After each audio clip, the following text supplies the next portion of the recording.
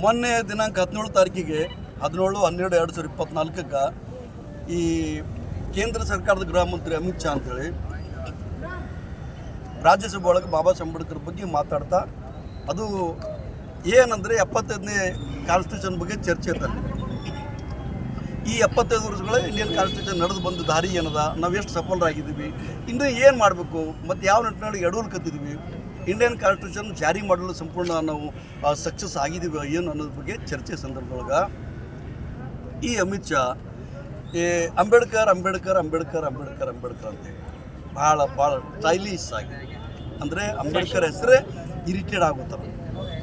ಈ ಅಂಬೇಡ್ಕರ್ ಅನ್ನೋದಕ್ಕಿಂತ ಮೊದಲು ಭಗವಂತನ ಹೆಸರು ತೊಗೊಂತಂದ್ರೆ 7 ಜನ್ಮಕ್ಕೆ ಆಗ್ಬಿಟ್ಟು ನಿಮ್ಗೆ ಸ್ವರ್ಗ ಪ್ರಾಪ್ತಿ ಆಗ್ತದೆ ಮಾತಾಡುವಂಥದ್ದು ಇವತ್ತು ದೇಶದ ಬಹುಜನರಿಗೆ ಆಕ್ರೋಶವನ್ನು ಉಂಟು ಮಾಡೋದು.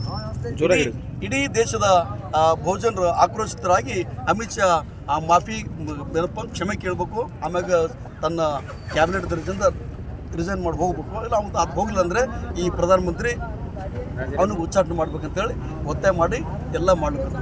ಇವತ್ತು ನಾವು ಗುಲ್ಬರ್ಗ ಪೂರ ಎಂಟೈರ್ ದಲಿತ ಟೀಮ್ ಆ್ಯಂಡ್ ಸಮಾಜ ಎಲ್ಲ ಜಾತಿ ಜನಾಂಗದವರು ಧರ್ಮದವರು ಈ ಭಾಳ ದೊಡ್ಡ ಪ್ರಮಾಣದ ಗುಲ್ಬರ್ಗ 24 ತಾರೀಕಿಗೆ ಹೊತ್ತು ಬಂದು ಕಾಲ್ ಮಾಡಿದ್ವಿ.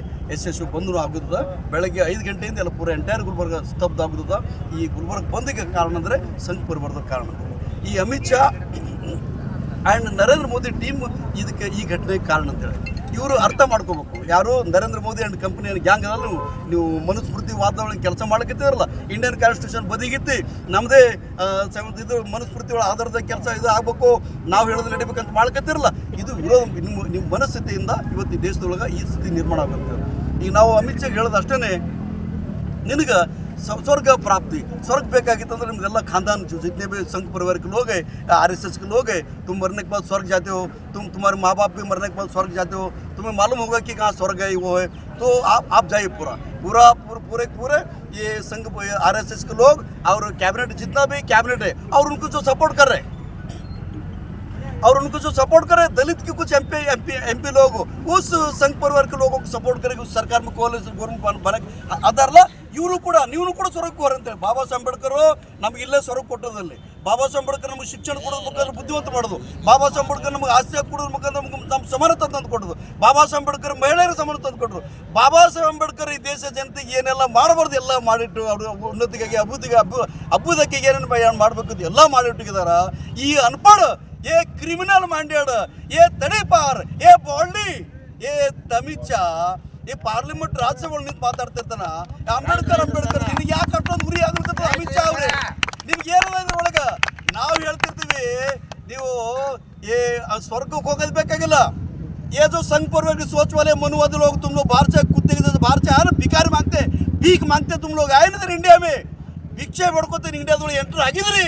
ಏ ಅಮಿತ್ ಶಾ ಸಂತಾನದವರು, ಏ ಬ್ರಾಹ್ಮಣವಾದಿಗಳು, ನೀವು ದೇಖೋ ಮೇಲೆ ನೋಡ್ರಿ, ನೀವು ಎಲ್ಲಿಂದ ಬಂದಿರಿ, ನಿಮ್ಮ ಮೂಲ ಇರೋದ ತಳಕೆ, ನೀವು ಭಿಕ್ಷೆ ಬೇಡ್ಕೋತ ಇಂಡಿಯಾದೊಳಗೆ ಬಂದು ಇಲ್ಲಿ ನಮ್ಮ ರಾಜ್ ಮಾಡ್ಕತ್ತಿದ್ರಿ.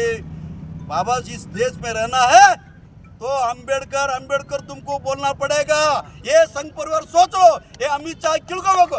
ಇದೇ ವಿಚಾರಧಾರೆ ಇಟ್ಕೊಂಡು ನಾವು ಅಮಿತ್ ಶಾ ರಿಜನ್ಗಾಗಿ ಒತ್ತಾಯಿಸಿ ಇವತ್ತು ಗುಲ್ಬರ್ಗ ಬಂದ್ ಕಾಲ್ ಮಾಡಿದ್ವಿ. ಯಶಸ್ವಿ ಬಂದ್ ಆಗುತ್ತದ. ಇವತ್ತು 12 ಗಂಟೆಯಿಂದ ಭಾಳ ಸಾವಿರಾರು ಸಂಖ್ಯೆ ಒಳಗೆ ಭಾಳ ದೊಡ್ಡ ಪ್ರಮಾಣದಾಗ ನಾವೇನಪ್ಪ ಅಂದ್ರೆ ನಗರೇಶ್ವರದ ಸ್ಕೂಲ್ನಿಂದ ಜಿಲ್ಲಾಧಿಕಾರಿ ಕಚೇರಿವರೆಗೆ ಬೃಹತ್ ಪ್ರತಿಭಟನೆ ಮೆರವಣಿಗೆ ಮುಖಾಂತರ ಬಂದು ಜಿಲ್ಲಾಧಿಕಾರಿ ಮುಖಾಂತರ ರಾಷ್ಟ್ರಪತಿಗಳಿಗೆ ಮನವಿ ಸಲ್ಲಿಸಿದ್ದೇವೆ.